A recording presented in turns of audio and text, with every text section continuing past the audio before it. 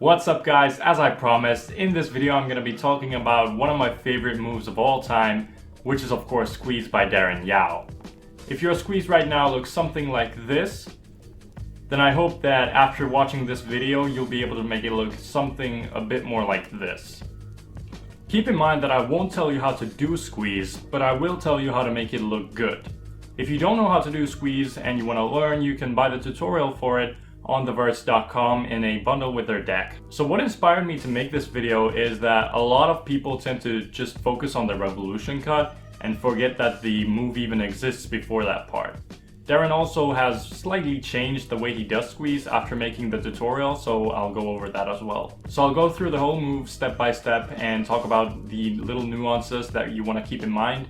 And I'll also play some clips of Darren just so that you know I'm not making any of this up. This is all decoded from Darren's performances. The things are very small little nuances that, especially if you're a beginner, they might seem very insignificant at first, but once you've practiced them for a while, I guarantee you that you're gonna notice how much they improve the flow of squeeze. So without further ado, let's start with the opener. Alright, starting with the opener, the first thing you might have to fix is the way you break off the packets. So the way some people do it is they break it like swing cuts, by splitting it with the right index, like this. But that's the exact opposite of what you want to do. So make sure that you break the packets off with your left pinky and your left thumb. When you start opening the move, the thing you want to remember is that your left hand does 90% of the work. So when you go for the first packet, only your left hand moves and your right hand stays completely still. Once you go for the last packet, your right hand goes a little bit upwards, but your left hand still does most of the moving. Once you've broken off all the packets, the formation should be less of a square and more like a line.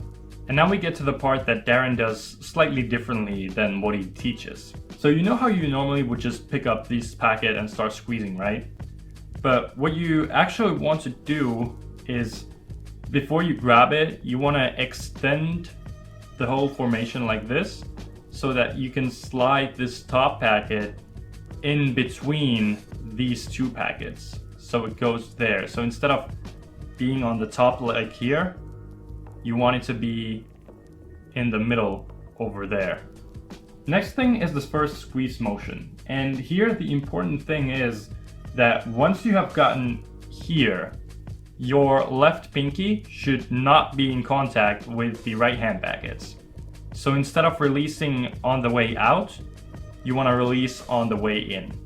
Now we get to the scissor cut, which has a few things in it as well. So when you open the scissor, the thing you want to do is add motion. And the way you add that motion is that, first of all, your right hand should be moving forward and your left wrist should turn slightly towards yourself over here. So right hand goes forward and left wrist turns towards yourself. Once you've gotten to the end of the scissor, a lot of people are kind of here and then they go to the rest of the move. But where you actually should be is more here. So these two top packets should go a little behind the packet between the thumbs. Alright, after the scissor, there's the bad habit motion. And what's important here is that when you're moving your right hand forward, you should at the same time be pulling your thumb towards yourself.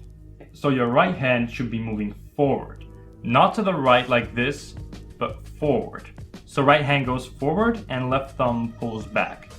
Also, when you do the first bad habit motion before the rev, you should, once you've gotten here, your left hand should raise the base packet a little bit upwards, like this. So together, it should look something like this. So from here, you go here.